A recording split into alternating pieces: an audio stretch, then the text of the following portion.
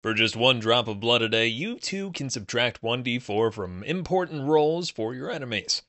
I'm John, a Forever DM and adventure writer at dumbestdnd.com, and today we're looking at a first level enchantment spell called Bane. Available to Bards and Clerics, this spell lets you subtract a d4 from saving throws and attack rolls for up to 3 creatures of your choice.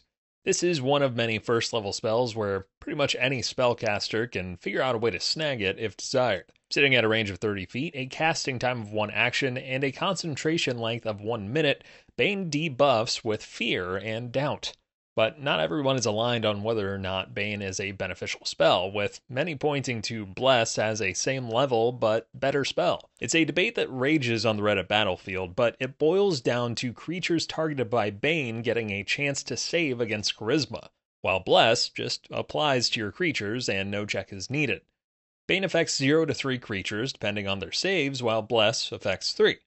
Both require concentration, both impact how strong attacks become and how likely the target is to save once affected. Bane tends to be more defensive, while Bless tends to be more offensive. Keep this argument in mind as we walk through the rules as written for Bane, and think about your party's makeup and the types of enemies you might encounter. Those with lower charisma are a better bet against Bane than those bandit bards out there. I'll revisit this topic a bit further later on, but for now, let's take a look at the rules as written for Bane. Up to 3 creatures of your choice that you can see within range must make a charisma saving throw. 3 total targets within 30 feet that are in your line of sight. It's a good start. Now they get to make a saving throw, the very thing that you are trying to make worse by casting Bane in the first place. Each individual creature rolls the charisma saving throw, so you may find yourself with anywhere from 0 to 3 targets affected by Bane. Also of note, the first sentence is very vanilla, hopping straight into mechanics instead of giving the standard fluff text. Thankfully, we can dip back to prior versions of the spell. Bane fills your enemies with fear and doubt. That said, the creature is not frightened, and no other effect is applied other than the 1d4 subtraction. I also like to think that this is kind of making the enemy's arms a little more noodly. They don't attack as hard, and they're a little loopy overall from fear. Whenever a target that fails this saving throw makes an attack roll or a saving throw before the spell ends, the target must roll a d4 and subtract the number rolled from the attack roll or saving throw. Pretty clear on the when and the reduction, so for the next 1 minute, as long as you are able to concentrate for that period of time, the creature will have to remove a d4 to their attack rolls, reducing the attack roll by that d4. For attacks, this is the to-hit roll, so it may completely prevent an attack from landing. Same with a saving throw, the creature has to roll a new d4 and subtract that away, which may be all that stands in the way between full damage and half damage. At higher levels, when you cast this spell using a spell slot of 2nd level or higher, you can target 1 additional creature for each slot level above 1st. 2nd level, 4 creatures. 3rd, 5, and so on. Only problem is those additional creatures will still be able to roll to avoid the effect.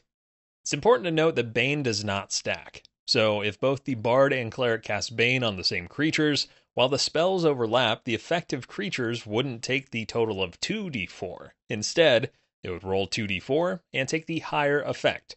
So the Manticore affected by Bane rolls to use its bite attack, gets a 10, plus 5 from its stat block for a total of 15.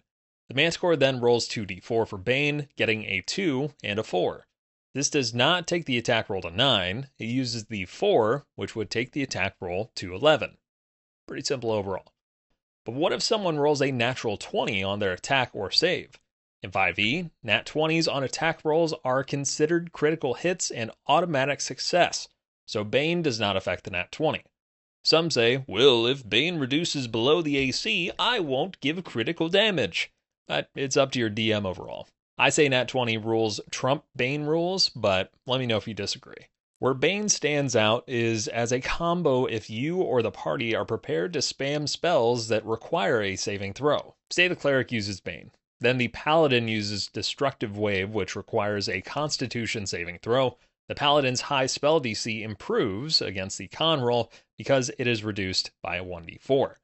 Especially in a mob, if you're casting Bane at a higher level, you could easily double the creature count, making it easier for the rest of your casters to do some heavy damage. As a solo caster, Bane will be less effective. but combined with other casters, it becomes a solid option, as the saving throws against other casters also reduces. On the flip side, one major gripe with Bane is that it's a low-level concentration spell that requires a charisma save against the spellcaster's spell DC initially, so save begets save. Why this sucks? A, it might not work to begin with. B, if it does work, well, it might not work on all of the targets. And C, whichever targets it does work on, you now have to concentrate on each of those bad boys. For the spell slot dollars, Bane would be looked upon more kindly if one of those two rules did not exist, but in late game situations, burning this first level is definitely less of a problem. Another benefit is that Bane does not allow the creature to re-roll every turn for the minute to break the curse, meaning if you can concentrate, the enemy creatures have 10 turns where they have to deal with worse rolls. There's also a strange argument on the internet, shocking, I know, that Bless is better than Bane. Bless, of course, grants 1d4 on attack rolls and saves, while Bane subtracts 1d4 on attack rolls and saves. It's the complete opposite. The biggest difference is Bless gives the buff regardless, no save needed, so it's automatic. Both require concentration, both last a minute, both have a range of 30 feet, but they go in opposite directions. The safe choice is obviously to roll with the spell that always works, but to me, reducing the roll of an enemy is better.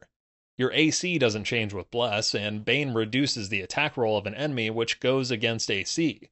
Bless tends to be more offensive, while Bane is more defensive.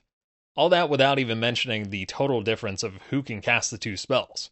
Also, you do realize that Charisma against monsters is one of the better saves, right? There are 400 plus monsters with Charisma of 10 or less, meaning they get no modifier or a subtraction modifier, and then they subtracted 1d4. Most golems, for example, have charisma of 1. Least charismatic of all the monsters, -5 mod for charisma.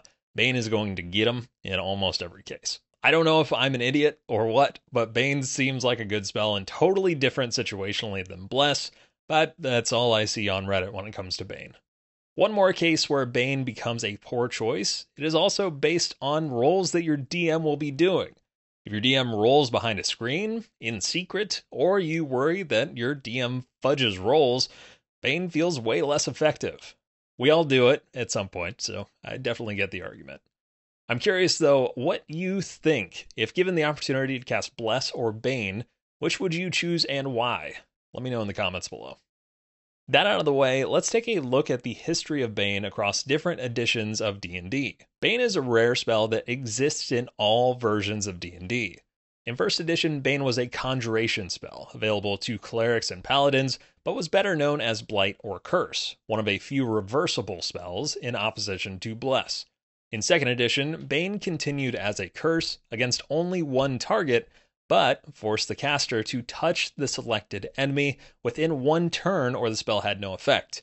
If they did so successfully and the target failed their save, they got -5 penalty to all attack and damage rolls, while opponents receive a +5 bonus to their attack rolls against the victim. In addition, the victim automatically fails all saving throws, and all attacks against him or her cause maximum damage. Talk about OP. Third edition increased the range to 50 feet and affected all enemies within that range, and limited roll disadvantage to a subtraction on attack and saving throws. It was also capable of countering and dispelling Bless. Now in 5th edition, it's a bit more boring, targeting only 3-ish creatures within 30 feet, and keeping the same 1d4 removal from attack and save rolls as 3rd edition. This one seems to fluctuate over editions, so could we see another adjustment in the 2024 version of 5e? Where do you stand with Bane? Bane is a spell that shines in the right circumstances, offering strategic advantages and significant debuffs. Its ability to reduce enemy effectiveness can be crucial in tough battles, including BBEGs, especially when combined with other spells and abilities. However, its reliance on concentration and saving throws, along with stiff competition from other level 1 spells, makes it a mixed bag for many players. Whether you love it or hate it, Bane's impact on a fight can't be denied. It's all about how you use it and what your party needs in the heat of battle. Hit the comments below to let me know how you've used Bane in the past, and let me know what other spells you'd like to see a deep dive on. Till next time, roll high, stay ridiculous. Thanks for watching.